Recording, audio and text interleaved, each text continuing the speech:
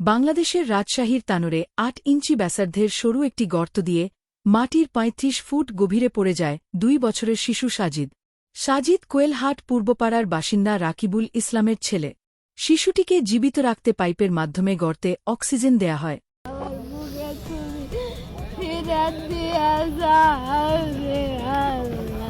গর্তের পাশে এসকাভেটর দিয়ে টানা ৩২ ঘণ্টার খনন ও প্রচেষ্টার পর ফায়ার সার্ভিস দল শিশুটিকে অচেতন অবস্থায় উদ্ধার করে। তাকে সঙ্গে সঙ্গে জরুরি চিকিৎসার জন্য নিকটস্থ তানোর হাসপাতালে পাঠানো হয়। দুর্ভাগ্যবশত পরীক্ষা-নিরীক্ষার পর চিকিৎসকরা তাকে মৃত ঘোষণা করেন। গত বছর একটি নলকূপ বসানোর জন্য গর্ত খোঁড়া হয়েছিল, কিন্তু ১২০ ফুট পর্যন্ত খোঁড়ার পরও পানি পাওয়া যায়নি। ফলে গর্ত ঢেকে না রেখেই প্রকল্পটি পরিত্যক্ত হয়। স্থানীয়দের মতে, গর্তটি ঢেকে রাখার কোনো নিরাপত্তা ব্যবস্থা নেওয়া হয়নি, আর এ কারণেই এই দুঃখজনক ঘটনাটি ঘটেছে।